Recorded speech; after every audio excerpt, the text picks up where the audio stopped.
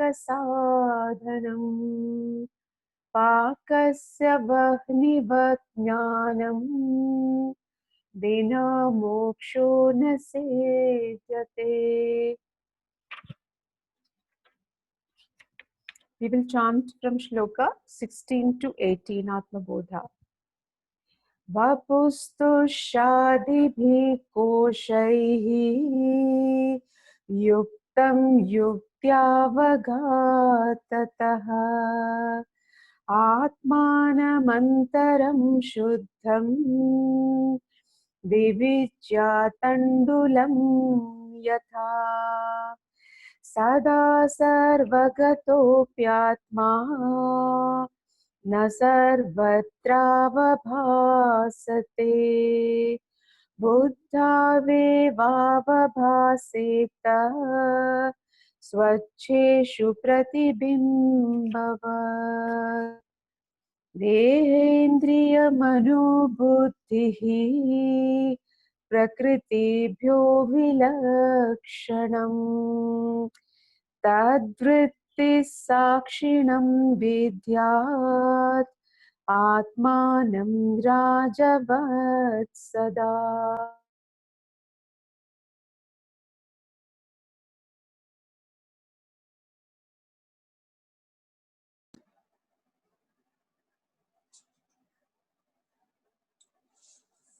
आत्मबोध, अपने आप को जानना.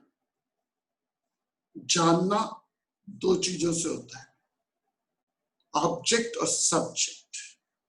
संसार में जानना ऑब्जेक्टिव नॉलेज है और ऑब्जेक्टिव नॉलेज के अलग अलग यार्डस्टिक्स होते हैं. कुछ ऑब्जेक्टिव नॉलेज जल्दी सीखी जाती है, कुछ ऑब्जेक्टिव नॉलेज समय लगता है, कुछ हम जन्म से सीख के आते हैं. कई ज्ञान, जैसे मछली को तैरने का ज्ञान सीखना नहीं पड़ता, उसका वो प्रारब्ध होता है, प्रियोर्डेन्ड होता है, उसको समझाना नहीं पड़ता. जैसे हमें खाना सिखाना नहीं पड़ता, ये ज्ञान, we are born with this knowledge. हमें नॉलेज है कैसे खाते. जनरली चबाने की नॉलेज नहीं है, लेकिन खाने की सबको नॉलेज है. निगलना, पचाना, सुनना, ये पंच प्राणास की जो नॉलेज है वो जनरली हमारी लाइफ का एक नॉर्मल प्रोसेस. लेकिन जब नॉलेज थोड़ी सी और सूक्ष्म होती है तब आपको गुरु के पास जाना. अनपढ़ से अनपढ़ गंवार आदमी को भी खाना आता, सांस लेनी आती है. अनपढ़ से अनपढ़ गंवार को भी लैंग्वेज आई जाती. You just gets into your environment. लेकिन जैसे ही ज्ञान थोड़ा सा गहरा होता है तो हमें किसी ज्ञानी ध्यानी के पास भेजा जाता है. बचपन में नर्सरी स्कूल में, मोंटेसरी स्कूल में, उसमें आपको आर सिखाया, reading, writing and arithmetics, basics knowledge होती. वो भी ऑब्जेक्टिव नॉलेज है, लेकिन है ज्ञान चाहिए. तो ज्ञान की परिभाषा बदलती रहती. फिर आप किस संगत के साथ बैठते हो, आपकी कंपनी क्या है, आपके ग्रुप्स क्या है, आपके फ्रेंड्स क्या है. तो अगर फ्रेंड्स में किसी को शौक हो म्यूजिक का तो आपको वो ना जाने ही ज्ञान देने लगे. ज्ञान ऐसे पड़ते हैं. कुछ ज्ञान आपने बचपन से सीखा, कुछ आपने स्कूल से सीखा, फिर कुछ फ्रेंड्स बताना शुरू कर देते हैं, ये मोबाइल ऐसा है, ये मोबाइल ऐसा है, ये मूवी ऐसी है. और फिर यदि आपको वो ज्ञान ना हो तो आपको फोमो की बीमारी हो जाती है. फोमो हो जाती है. अब कितने लोगों को फोमो पता है वो मुझे नहीं पता, लेकिन यंगस्टर्स को किसी से भी पूछ लो तो सब फोमो जानते हैं. Fear of missing out, FOMO, fear of missing out. इसलिए यंगस्टर्स वेल वर्स्ड होना चाहता है, लेटेस्ट गैजेट क्या है, आईफोन कैसे काम करता है, ये भी ऑब्जेक्टिव नॉलेज है। क्योंकि उसको डर लगता है कि सबको पता और मुझको नहीं पता तो मेरी बेइज्जती हो जाएगी। सो मेरी बेइज्जती ना हो, फियर ऑफ मिसिंग आउट का डिजीज ना हो, तो वो अपने यारों दोस्तों के साथ ज्ञान की चर्चा करता है। ये ज्ञान की चर्चा मूवीज पे हो सकती है, फिल्म्स पे हो सकती है, म्यूजिक्स पे होती है, डांस पे होती है, नया सॉफ्टवेयर पे होती है, ब्ला ब्ला ब्ला। ये स्कूलों में नहीं सिखाई जाती भाई, ये कॉलेज यूनिवर्सिटी में नहीं सिखाई जाती, लेकिन ये भी एक ऑब्जेक्टिव जो आदमी को लगता है चाहिए। कुछ ज्ञान आपको पेट भरने के लिए चाहिए होता है, क्योंकि आपको नौकरी चाहिए। अध्यात्म ज्ञान की जिज्ञासा, आत्मबोध की जिज्ञासा अभी उतनी प्रबल नहीं होती, लेकिन जब पढ़ते हैं ठोकरें, जब पढ़ती हैं मुश्किलें, जब पढ़ती हैं प्रॉब्लम्स, तब हम जाते हैं किसके पास? सबसे पहला ज्ञान की शुरुआत होती है जब किसी पंडित को दिखा दो, ज्योतिष को दिखा दो कि ग्रह कैसे चल रहे, फिर आप थोड़ा सा ट्रांसेंडेंटल नॉलेज की तरफ बढ़ते। सो केमिस्ट्री, फिजिक्स, बायोलॉजी, ये आपका स्थूल बुद्धि का प्रयोग है। स्थूल बुद्धि मीन्स ग्रॉस जो बढ़ रही। लेकिन जब नॉक्स एंड शॉक्स लगती है, या कुछ लोगों में सहज ही हो जाता है, वो लौक से ज्यादा परलौकिक चीजों पे पूछते हैं। वो पूछते हैं मुर्गी पहले हुई या अंडा पहले हुआ, प्रश्न पूछते हैं ट्री पहले हुआ या सीड पहले हुआ, वो प्रश्न पूछते हैं कि पहला फादर कौन, फादर फादर फर्स्ट फादर कौन, और उसको नाम दे दिया जाता है गॉड। गॉड ने संसार बनाया, भगवान ने संसार बनाया, भगवान रचेता, भगवान की सृष्टि, भगवान का सब ध्यान है, भगवान ने सब कुछ किया।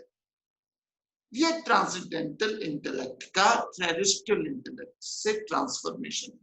आपके दिमाग में एक कॉन्सेप्ट डाला जाता है कि सारी सृष्टि कौन चला रहा है? वो गॉड चला रहा है।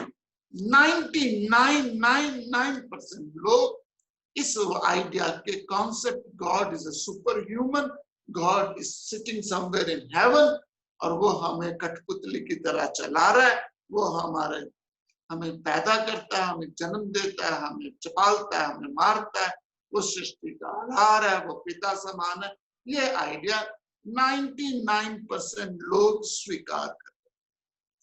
लेकिन कुछ थोड़े से आतंकवादी होते हैं, आतंकवादी नेगेटिव नहीं, थोड़े से ज्यादा रेबल होते हैं। वो पूछते हैं who created God, who created God. Now जहां पे आके ऐसे लोगों को नास्तिक मान लिया जाता है, क्योंकि वो क्वेश्चन कर रहे हैं क्वेश्चन। क्योंकि ज्यादातर समूह ने एक बात मान ली कि संसार का रचयिता भगवान है, भगवान चला रहा है, भगवान बना रहा है, तो इस पे क्वेश्चन नहीं करते। लेकिन जो ज्ञान में भी श्रेष्ठ होते हैं, वो उसको भी क्वेश्चन करते हैं, वाहू क्रिएटिव, क्योंकि वो आंसर मिलता नहीं, तो ऐसे लोग नास्तिक बनने की कगार पे पहुंच जाते। नास्तिक नहीं भी बनते तो पैरी पहना कर लिया, पूजा कर ली, ठीक है, लेकिन उनकी बुद्धि को पूर्ण ज्ञान नहीं होता।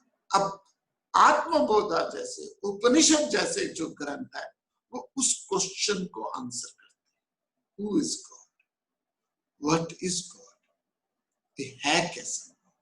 मैथमेटिक्स में क्वेश्चन आता है, मैथमेटिक्स में क्वेश्चन आता है, इस कमरे की लंबाई 20 फुट है, चौड़ाई 40 फुट है, इसका वॉल्यूम नापिए, तो आप सपोज कहते हो, suppose answer is x. X is not an answer, x is just a hypothetical assumption, एक अनुमान है। और धीरे धीरे धीरे धीरे जब आंसर निकलता है, therefore you say therefore x is equal to this is the mathematics. Now जब पूछा जाता है संसार किसने बनाया, किसका भाव कैसा है, किस तरह का है, कैसा हुआ, तो हमें आंसर दे दिया जाता है भगवान। Bhagwan is just an X factor, Bhagwan is just an hypothetical assumption. We have to find out what God is equal to. therefore x is equal to this much. अब आंसर उपनिषद देते हैं यू आर गॉड। भगवान कोई ऊपर बैठा हुआ कोई dictator नहीं है।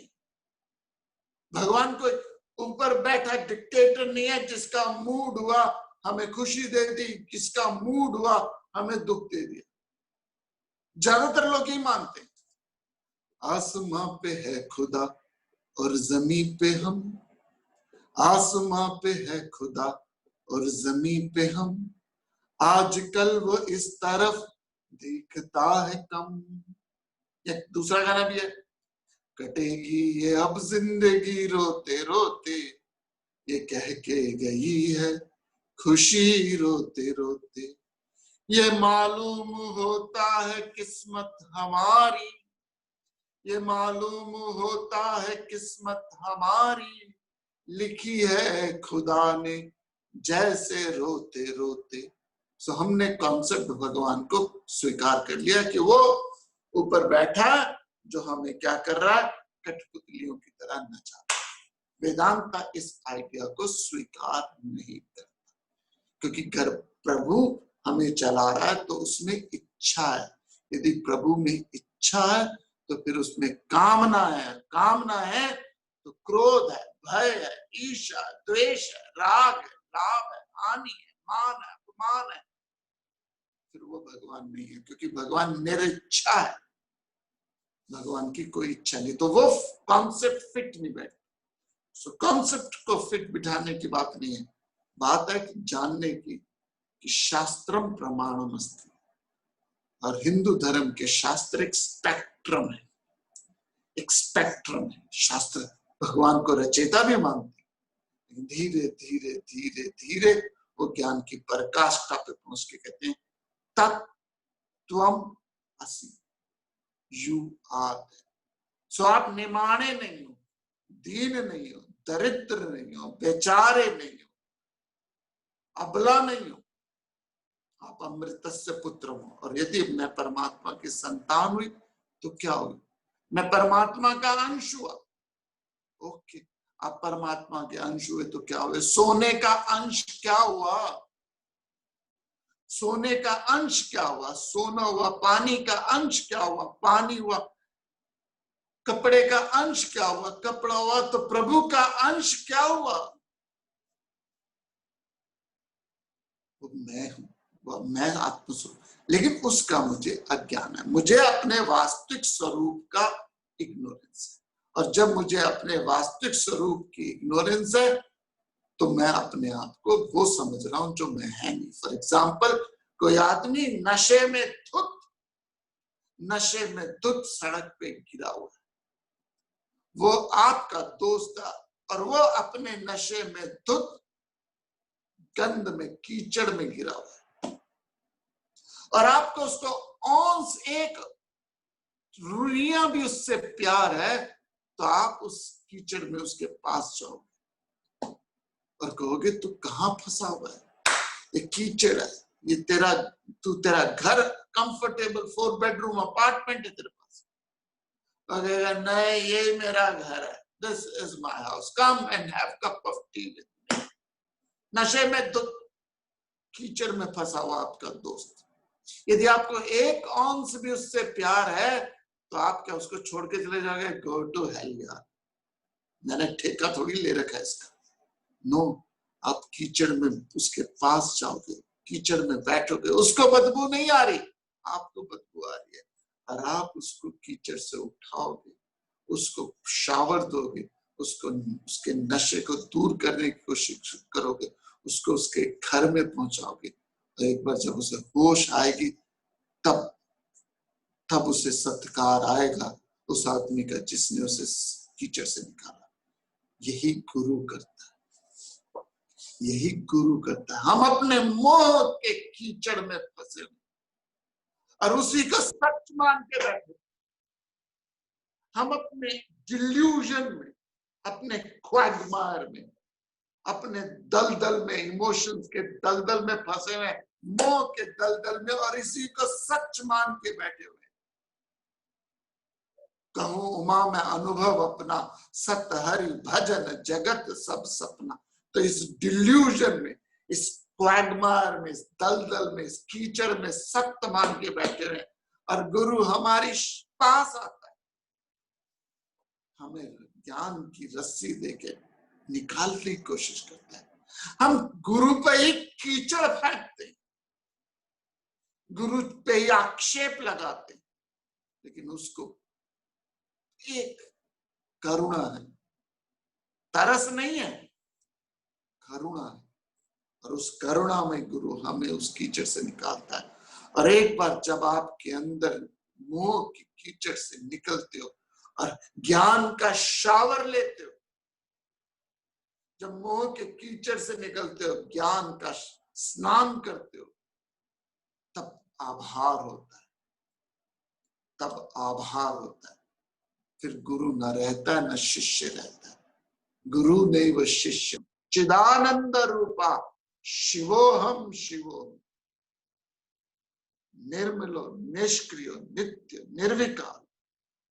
मैं निश्चिंत हूं, मैं निर्विकल्प हूं। I am immaculate, I am pure, मैं नित्य हूं, इटर्नल हूं, मैं एफिमरल नहीं हूं, मैं वो आत्मस्वरूप, वो आत्मा बोध का ज्ञान आदि शंकराचार्य हम कीचड़ में पड़े हुए लोगों को दे रहे, और कितने हजारों साल से दे रहे।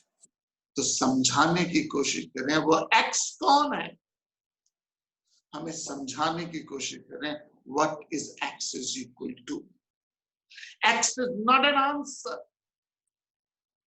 सो भगवान आंसर नहीं है, भगवान एक हाइपोथेटिकल अजम्पशन है। और ज्यादातर 99% लोगों ने उस अजम्पशन को स्वीकार कर लिया, आंसर मान लिया।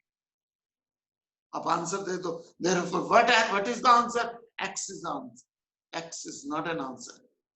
So भगवान आंसर नहीं, you have to find out what X is equal to.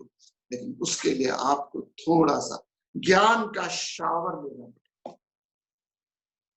अपने आप को मोह के दलदल से निकालना पड़ेगा, ज्ञान की रस्सी से उठ के इस वैराग्य के क्षेत्र में जाना पड़ेगा।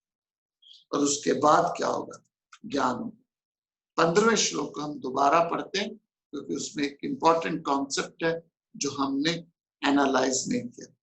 चैप्टर आत्मबोधा श्लोक नंबर 15 हम पढ़ते हैं दोबारा। पंचकोशादियोगेन तन्मय इव स्थितः शुद्धात्मा नीलवस्त्रादि योगेन स्फटिको यथा। पंचकोशादियोगेन तन्मय इव स्थितः शुद्धात्मा नीलवस्त्रादि योगेन स्फटिको यथा. From union with the five sheets, the pure self Atman appears to be like them, just as a crystal appears blue when in contact with blue cloth. इस सामने आपको चार्ट नजर आ रहा होगा। ये चार्ट के अंदर हमने पंच कोशों से बताया है चार्ट। ये पंच कोश क्या है?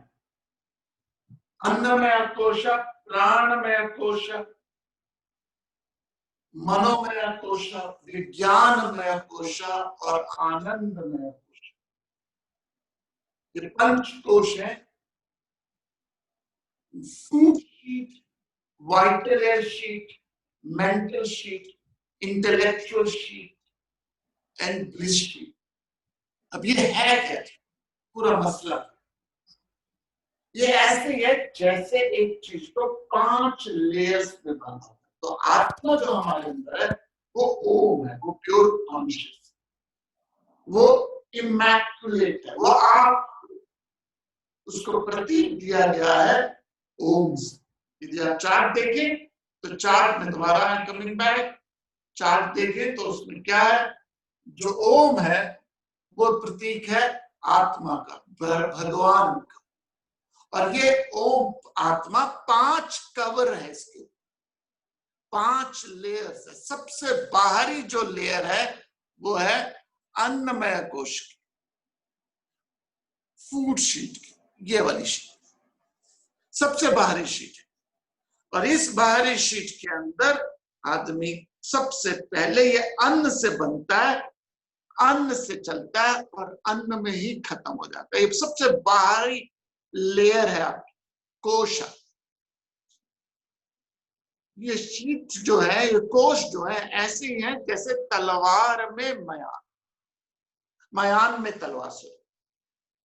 ये जो पंच कोशों ने इस आत्मा को चारों तरफ से कवर किया हुआ है। और ये कवरिंग जो है वो हमारी पंच, सबसे पहला ये फिजिकल बॉडी, ये अन्नमय कोश है, फूड शीट, मीनिंग ये अन्न से चलती है, अन्न से सस्टेन्ड होती है, अन्न में ही खत्म होती है। हमारी बॉडी में है क्या? Vitamin, protein, carbohydrate. हमारे शरीर में है क्या? फैट्स है, विटामिन है, प्रोटीन है, कार्बोहाइड्रेट है। ये आए कहां से? सब्जियों से, फ्रूट से, इन चीजों से आपकी बॉडी में कार्बोहाइड्रेट, विटामिन, प्रोटीन आए। और जब डेथ हो जाती है, शरीर पंच महाभूतों में मिल जाता है। प्रोटीन प्रोटीन, विटामिन विटामिन उसी में चले जाते हैं, पंच तत्व में चले जाते हैं। एक बार हम स्विट्जरलैंड गए, स्विट्जरलैंड में 2-3 बार गए हैं ग्रुप लेके। एक शहर है जर्मत, कभी जाना हो तो जरूर जाइएगा। स्विट्जरलैंड का शहर है जर्मत। एक ऐसा शहर जहाँ पे कोई भी व्हीकल नहीं है, ऑटोमोबाइल नहीं है, सिर्फ इलेक्ट्रिकल सिटी। आपको ट्रेन से जाना पड़ता और ट्रेन स्टेशन से भी आगे तक इलेक्ट्रिकल सिटी, पूरी की पूरी जर्मन। ये जो फेमस चॉकलेट है कौन सी? टेब्लोरॉन। टेब्लोरॉन जो चॉकलेट है उसमें आप देखते एक माउंटेन होगा और माउंटेन में एक छोटा सा शेर सा बना हुआ है, एक एनिमल बना। That is from German, that chocolate is from German. I think Swiss government मुझे कुछ रॉयल्टी देनी चाहिए, मैं स्विट्जरलैंड को बहुत प्रमोट करता हूं। अब जर्मत में एक शमशान घर है, जरा देखना कभी। शमशान जहां पे बॉडीज को बरी किया जाता है। Now I am bringing this whole story together. उसके ऊपर जो फूल है ना, इतने सुंदर है। जो पूरा बहुत बड़ा शमशान घाट है, शमशान है, क्योंकि क्रिश्चियंस को दबा देते हैं। मुसलमान को बरियल को ज्यादा प्रोमिनेंट नहीं दिया जाता, क्योंकि दे डोंट कंसिडर इट ऐसे एस्पेक्ट कि आप उसको उसमें सजाएं। जनरली अब तो कुछ बहुत करने लगे, ताजमहल भी जनरली वही है। लेकिन उस जर्मत शहर के उस कब्रिस्तान में यदि आप जाइए, it is one of the beautiful spot in German, kabristan. And I took my students there. Student मतलब जो हम सब 40-50 लोग जाते हैं, 2-3 साल में एक बार कहीं ना कहीं जाते हैं ना भाई, क्योंकि बॉडी में है क्या? Protein, carbohydrate, vitamin. और जब आप दबा देते हो तो वो मिट्टी मिट्टी में मिल जाती है, सारे एलिमेंट मिट्टी में मिल जाते हैं और मिट्टी उपजाऊ हो जाती है। और जब मिट्टी इतनी उपजाऊ होती है, उस पर जो फूल खिलते हैं, it is incredible. Why I am bringing this? ये फूड शीट है, आपकी मेरी फूड शीट। क्या होना है? ये मिट्टी मिट्टी में मिल जानी है और उस मिट्टी में अलग अलग स्वरूप निकलने। तो सबसे पहला अन्नमय कोश, ये बाहरी शरीर है, ये फूड शीट ना। उसके बाद आती है vital air sheet. Vital air sheet को हम प्राणास कहते हैं। ये नेक्स्ट लेयर है, मैंने कल बताया था। ये कीलों की तरह है, 2 वुडन प्लॉन्क के बीच में एक कीले गाड़ी हुई है। अब वो कीले गड़ गड़ के धीरे धीरे धीरे धीरे लूज होती है।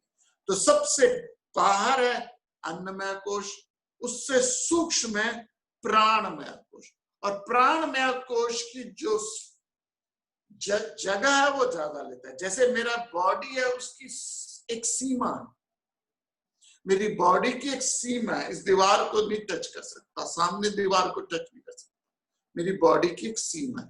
प्राणा थोड़े से और आगे तक, ब्रीदिंग लेते हो, परसेप्शन, पांच पंच प्राणा पे हमने बात करी थी, पंच प्राणा पे कल हमने पूरी तरह से बात करी। तो पंच प्राणा कौन कौन से? प्राणा, अपाना, समाना, व्यायाना, उडाना। Perception, excretion, digestion, circulation and thought absorption, ये पंच प्राणा स्ट्रांग होते हैं जब आदमी जवान होता है, लेकिन जैसे ही एज ओल्ड होनी शुरू हो जाती है, एज क्रीपिंग होती है, हमारे प्राण वीक होते हैं। तो सबसे बाहर लेयर में है अन्नमय कोशा, उसके अंदर है प्राणमय कोशा, वाइटल एयर शीट, उसके भीतर आती है मेंटल शीट, मनोमय कोश, और ये मनोमय कोशा है आपका, सबका, मेरा सबसे प्रॉब्लमेटिक एरिया, वो है मन। मन जो है वो सबसे ज्यादा चंचल है, प्रमादी है, बलवान है, जिद्दी है, और ये मन की सीमा बहुत दूर तक है, असीम नहीं है मन, मन असीम नहीं है। Mind can go to only known places. So I repeat, सबसे बाहर ग्रॉस बॉडी है, उसके अंदर सूक्ष्म वाइटल एयर शीट है, अन्नमय कोश के अंदर प्राणमय कोश है, फिर आता है मनोमय कोश।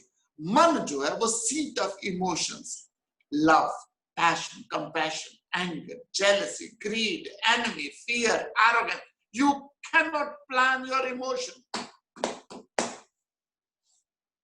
You can plan your action, you can plan your knowledge, intellectual activity, but you cannot plan emotion. For example, आप प्लान कर रहा है कि आज सुबह 7 बजे मैं आत्मबोध पढ़ूंगी, आपने प्लान किया मैं सुबह 7 बजे आत्मबोध पढ़ूंगी, आप उठे 7 बजे, तैयार हुए, किताब रखी, जूम को ऑन किया, सेट किया, ये इमोशनल एक्टिविटी नहीं थी, ये इंटेलेक्चुअल थी या फिजिकल एक्टिविटी थी। आप प्लान कर सकते हो फिजिकल एक्टिविटी, आप कर सकते हो कि अब मैंने जाके किचन में काम करना है, या मैंने जाके क्लीनिंग करनी है, गार्डनिंग करनी है, कुछ भी करना है, physical activity you can plan. Intellectual activities also you can plan, आप प्लान कर सकते हो कि मुझे ये किताब पढ़नी है, ये काम करना, but for emotions you can not plan. आप ये नहीं कर सकते आज शाम को 6 बजे मैं रोऊंगी, या आज शाम को 10 बजे मैं गुस्सा करूंगा। You can not plan. Emotions spontaneous होते हैं, सहज होते हैं, उसको कंट्रोल कर सकते हो, गुस्सा आया बुद्धि कंट्रोल कर सकती है, दैट्स पॉसिबल, लेकिन मन प्राणों से ज्यादा स्ट्रांग होते हैं। इसलिए जैसे ही दुख आता है, समझिए, जैसे ही दुख आता है, मन को दुख आता है, हमारी बॉडी का वॉलंटरी सिस्टम खराब हो जाता है, पसीने ज्यादा आने लगते हैं, बच्चे को डांटो तो सू निकल जाता है उसका। क्यों निकल जाता है? बॉडी रिएक्ट करती है, आपके प्राण रिएक्ट करते हैं। Therefore, mind has to be controlled through intellect. You cannot control mind through pranayama. I'm sorry, I'm saying it, but I'm saying it with complete authority. Through physical yoga, you cannot control your emotion, your anger, your greed, your jealousy, your agitation. Physical yoga से आप अपनी body को healthy कर सकते हो, which is great. प्राणायाम से आप अपनी बॉडी को हेल्दी कर सकते हो, but through pranayama you cannot control your mind. And anybody who says you can control your emotion, your knowledge through pranayama is just ignorant, because the law of Vedanta is a gross cannot control subtle. Please remember this law. A gross cannot control subtle. मेरी body आपकी body को रोक सकती है, मेरी body आपके mind को नहीं रोक सकती, लेकिन मेरे आइडियाज, मेरे थॉट्स, मेरे विचार, मेरा इंटेलेक्ट आपके मन को क्लास में थामे नहीं रख सकता। मेरा आइडियाज, थॉट्स आपके मन को क्लास में थामे रख सकता है, लेकिन मेरी सुंदर शक्ल और बदसूरत शक्ल आपको क्लास में नहीं बांध सकती। क्यों नहीं बांध सकती? क्योंकि वो ग्रॉस है। सो ग्रॉस चीज सटल चीज को नहीं बांधती। So coming back to the chart, ये इंपॉर्टेंट है, इसलिए I am taking a good amount of time here. So सबसे पहला है अन्नमय कोश। कमिंग बैक, सबसे पहला अन्नमय कोश। अन्नमय कोश का मतलब है ये फिजिकल बॉडी। ये फिजिकल बॉडी आपकी मेरी लाइफ में सबसे ज्यादा इफेक्ट करती है। किसको? मन द्वारा इफेक्ट होती है। उससे सूक्ष्म है vital air sheet. Vital air sheet प्राणमय कोश है, उससे सूक्ष्म है मनोमय कोश है। सटल है, परवेसिव है, ज्यादा परवेसिव है। परवेसिव में दूर तक जाती है। बॉडी की सीमा, प्राण थोड़ा ज्यादा दूर जाते हैं। मन नोन जगह जा सकता है। मन आपका नोन से अननोन जगह नहीं जा सकता। मैंने कई बार बोला आपका मन रैंडिक नहीं जा सकता, आपका मन जिंजर नहीं जा सकता, आपका मन डुरियन नहीं जा सकता, आपका मन कहीं जगह नहीं जा सकता जिसका आपको ज्ञान नहीं।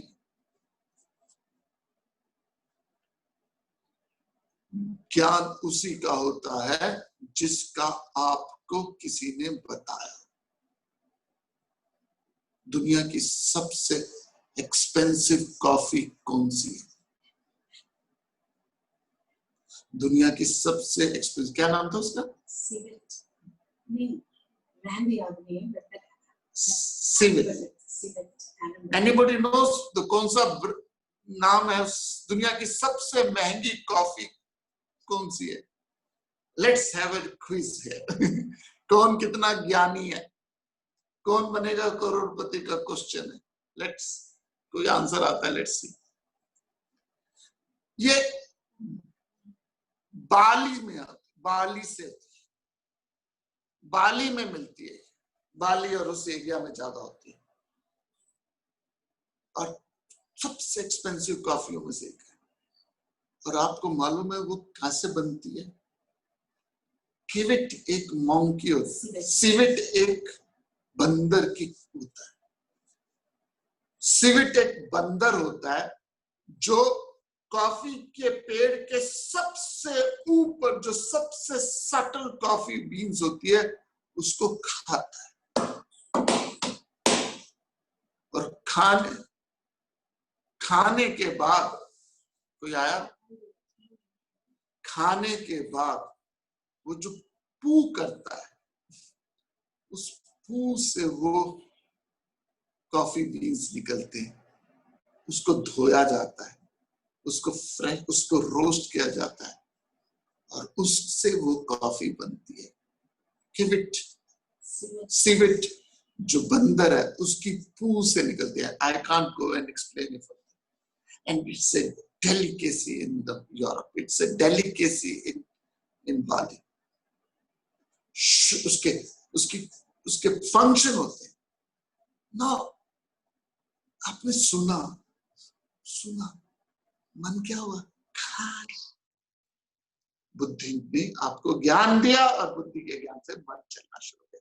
सो मन शरीर की सीमा, प्राण और दूर तक जाते हैं, मन और दूर तक जाता है, बुद्धि सोचना शुरू करती है। बुद्धि की सीमा बहुत है और इसलिए बुद्धि विशाल है। आपके पास जो सबसे सूक्ष्मतम चीज है वो है बुद्धि। उसे कहते हैं हम विज्ञानमय कोश, उसको कहते हैं विज्ञानमय कोश। ये है इंटेलेक्चुअल शीट, आपकी मेरी शीट, इंटेलेक्चुअल शीट, विज्ञानमय कोश।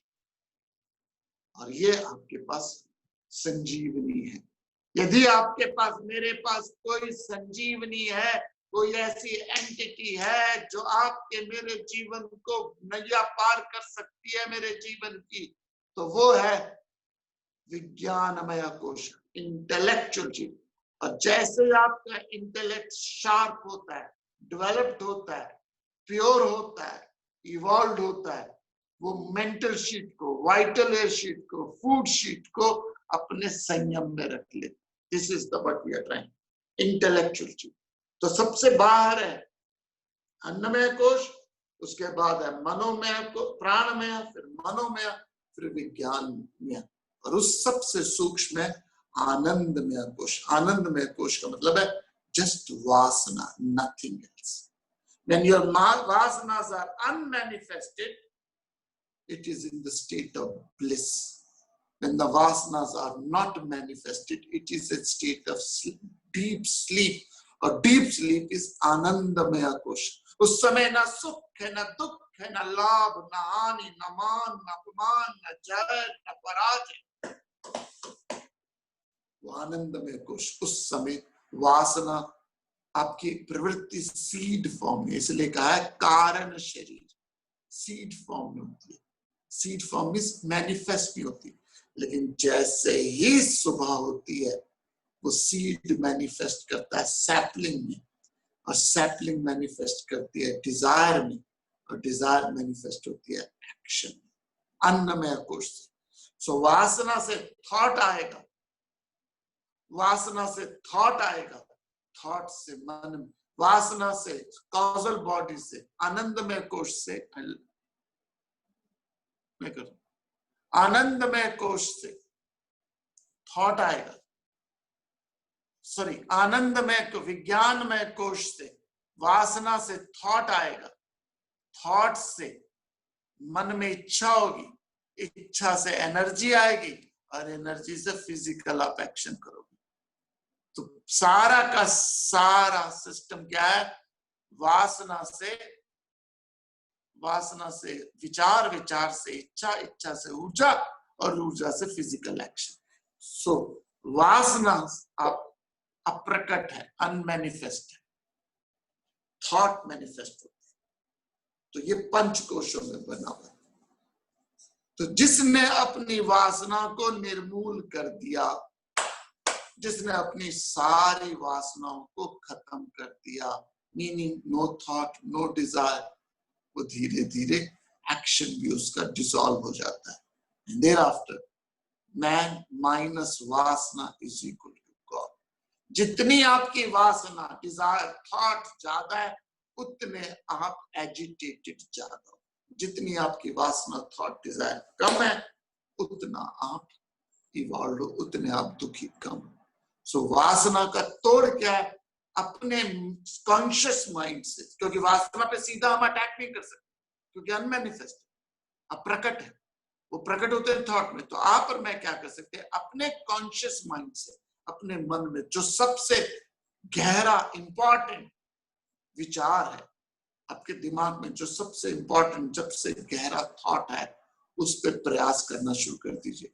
आपकी बेकार बेकार की पित्ती वासनाएं खत्म हो जाएंगी। जैसे मैंने कल एग्जांपल दिया था, लकड़ी का प्लैंक है, उसमें काफी सारे स्क्रैचेस हैं, आप एक मार लीजिए, सबसे गहरे स्क्रैच पे मारना शुरू करिए, छोटे छोटे स्क्रैचेस खत्म हो जाएंगे। बाय द सेम टोकन अपनी सबसे प्रबल वासना पे एफर्ट लगाइए, आपकी जो सबसे स्ट्रॉन्ग थॉट है उस पे एफर्ट कीजिए। आपके बेकार के पिद्दे न्यूजलेस, नॉन एसेंशियल थॉट, डिजायर धीरे धीरे खत्म हो जाएंगे। और जितनी आपकी डिजायर कम होंगी, उतने आप प्रभु के करीब हो। और जिसकी सारी डिजायर खत्म हो गई, वो नदी समुद्र में मिल गई। और जब नदी समुद्र में मिल गई, तो फिर वो नदी नहीं रही, समुद्र बन गई। सिमिलरली जिसकी सारी डिजायर खत्म होगी, फिर वो परम स्वरूप से जुड़ गया, और जो परम से जुड़ गया वो परम बन गया। This is Vedanta, this is आत्मबोध।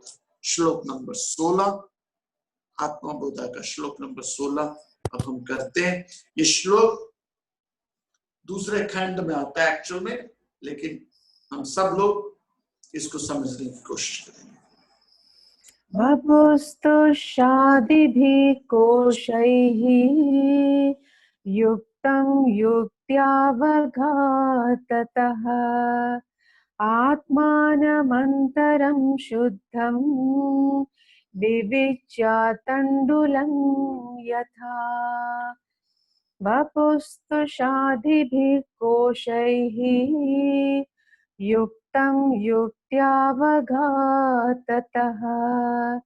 आत्मानमन्तरं शुद्धं विवेच्यातण्डुलं यथा. One should, through discriminative thinking, separate the innermost pure self from the enveloping sheaths, as one separates rice from husk, etc. by threshing. आचार्य कहते हैं विवेक युक्त विश्लेषण से, discriminative thinking, in non idiotic thinking नहीं. Idiotic thinking lingering है और वो thinking है नहीं, वो थिंकिंग के नाम मजाक है. तो हम लिंगर करते हैं. जवाहरलाल नेहरू जी गुलाब का फूल बनाते थे. गुलाब के फूल से गुलकंद के लिए बहुत अच्छा है, सेहत के लिए एरोबिक भी बड़ी अच्छी है. एरोबिक सबसे ज्यादा अमेरिका में होती है. अमेरिका का अफगानिस्तान से लड़ाई चल रही है. अफगानिस्तान से भारत में काबुली वाला आया था. भारत काबुली वाले पे रविंद्रनाथ ने, कवि रविंद्रनाथ टैगोर को नोबेल अवार्ड मिला था. जवाहरलाल नेहरू को भी नोबेल अवार्ड मिलना चाहिए था. जवाहरलाल नेहरू गुलाब फूल. This is how we think. कभी चार फ्रेंड्स आपस में बैठ जाओ, क्या होता है, एक टॉपिक से hopping hopping hopping hopping hopping hopping. Discriminative thinking नहीं, एक टॉपिक पे सेट नहीं होते. इसलिए कभी कोई वक्ता देख लीजिए,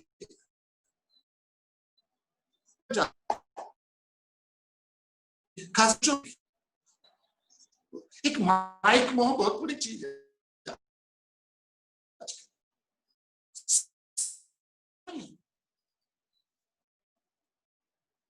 डिसिप्लिन नहीं है बोलने पे. एक टॉपिक पे चलेंगे, पता नहीं कहां निकल जाएंगे और फिर 2 दिन बाद याद आएगा यार ये तो अलग चले गए. जिस सन्यासी के, जिस साधु के, जिस स्पिरिचुअल मास्टर के संयम नहीं है बोलने में, समय में आने में, समय में जाने में, अपने विचार को पूरे समय में खत्म करने के लिए, वो आपको क्या संयम सिखाए. इसलिए विचार जो हो, विश्लेषण जो हो, वो युक्ति युक्त. युक्ति युक्त का मतलब है एक सिस्टमैटिक, हैपहैज़र्ड ना हो. बंदर की तरह ना हो, एक टहनी से दूसरी टहनी पे हॉप कर दिया, या फिर एक ही टहनी पे बैठा, एक ही जगह बैठा तो अपने को खिंचाया जा रहा है. मन को अचल का है और स्थिर का. 2 शब्द यूज करें गीता जी में. मन अचल है और स्थिर है. तो युक्ति युक्त, उसको युक्ति युक्त विचार द्वारा मनुष्य शुद्ध आत्मा को, 5 कोशों को ऐसे अलग करे जैसे चावल उसके आच्छादन करने वाले छिलके इत्यादि को अलग करता है. Like it, he says one should thorough discriminative thinking separate the innermost pure self from the enveloping sheaths as one separate rice from the husk etc. by threshing. छिलके इत्यादि को छील के, छान के, छिल के, हस करके, विनेर करके, सीव करके, पाउंडिंग करके, हस को, चावल के छिलके को चावल बनाने के लिए 4 प्रोसेस होते हैं. पहला पाउंडिंग, पीटते हो चावल को. उसके बाद हस्किंग, छिलका निकालते हो. फिर विन्योर करते हो, छोटा छिलका निकालते हो. फिर सीव करते हो, छानते हो. 4 चीजें करते हो. पहले पीटते हो, मीनिंग अनुभव से करते हो. यू नॉक्स एंड शॉक्स, आपको पीटता है. Hits you, it really hits you. You start thinking what is this going on in my life. इसलिए मैं हमेशा कहता हूं दुख अंतर्मुखी बनाता है. बॉन्डिंग है, पीटता है, अनुभव करता है. देन हस्किंग, छिलता है. ये श्रवण है, सुनना है. गुरु के पास जाते हो, सुनते हो.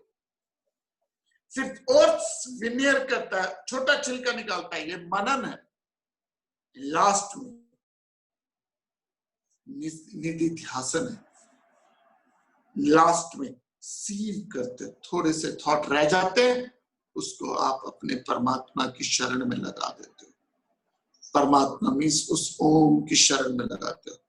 और जब ओम पे थॉट युक्त हो जाता है तो ओममय बन जाता है. जैसे मेडिसिन में थॉट आपका युक्त हुआ, आप डॉक्टर बन जाते हो। चार्टर्ड अकाउंटेंसी में आपका थॉट युक्त हुआ, आप चार्टर्ड अकाउंटेंट बन जाते हो। आपका गोल्फ में थॉट युक्त हुआ, आप गोल्फर बन जाते हो। आपका कुकिंग में थॉट युक्त हुआ, आप कुक बन जाते हो। आपका परमात्मा में थॉट युक्त हुआ, आप परमात्मा बन जाओ। सोचिएगा इस बात। हरिओम तत्सत। ओम पूर्णमदा पूर्णमिदं पूर्णात् पूर्णमुदच्यते पूर्णस्य पूर्णमादाय पूर्णमेवावशिष्यते। ओम शांति शांति।